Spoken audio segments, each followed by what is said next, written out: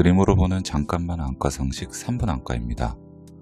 오늘은 우리 아이의 눈 이상을 어떻게 하면 빨리 알아차릴 수 있는지에 대한 내용을 준비했습니다. 아이들은 세상을 눈을 통해 배웁니다. 건강한 눈은 아이들이 읽고 쓰고 또한 놀이를 하는데 필수적입니다. 아이의 눈이 좋지 않다는 것은 앞으로 살아가는데 무언가를 학습할 능력이 제한된다는 것을 의미합니다. 그것은 아이의 미래에 큰 영향을 끼칠 수도 있습니다. 따라서 우리는 아이의 눈에 나타나는 뭔가 좋지 않은 조짐을 빨리 알아내야 합니다. 다음과 같은 것들 말이죠.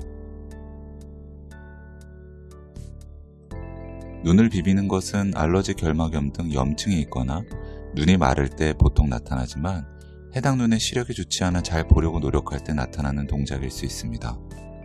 아이가 자꾸 깜빡일 때 엄마들은 아이에게 틱이 있나 많이 걱정하지만 더 흔한 원인은 알러지로 인해 눈이 가렵거나 속눈썹이 찔릴 때 나타나며 그 외에 해당 눈에 굴절 이상이나 사시 등이 있을 때 이것을 보상하기 위한 동작으로 나타날 수도 있습니다. 눈의 피로나 두통은 눈이 건조할 때 주로 나타나지만 근시, 난시, 원시 등 굴절 이상이 제대로 교정되지 않았거나 사시로 인해 눈이 치우치는 것을 보상하기 위한 동작이 과다하게 일어나면 피로와 두통이 유발될 수 있습니다. 한쪽으로 머리가 자꾸 기우는 것은 눈의 수평 정렬이 맞지 않는 상사시나 하사시가 있을 가능성을 시사하며 이럴 경우 복시를 줄이기 위해 고개를 기울이거나 한쪽 눈을 가리는 동작을 취할 수가 있어 검사가 필요합니다. 또한 책을 바로 앞에까지 가져가서 자꾸만 본다면 근시 등의 굴절 이상의 가능성이 높지만 심각한 시력 저하가 발생할 수 있는 안질환이 있는지 여부를 확인할 필요도 있습니다. 아이의 눈을 밖에서 봤을 때 다음과 같은 모습이 있다면 안과를 찾아야 합니다.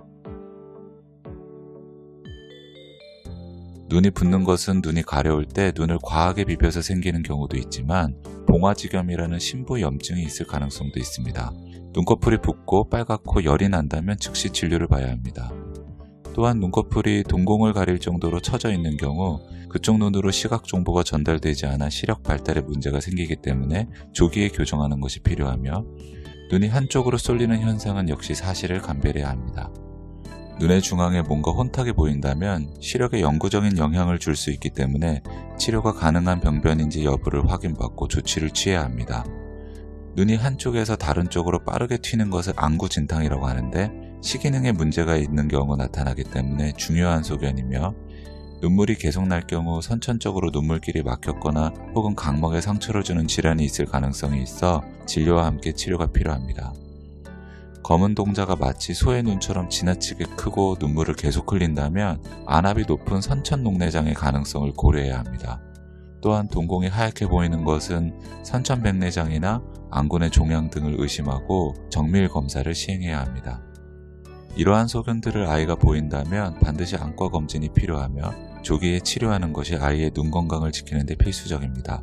다음 시간에는 아이들의 눈 검진에 대해 자세히 알아보도록 하겠습니다. 감사합니다.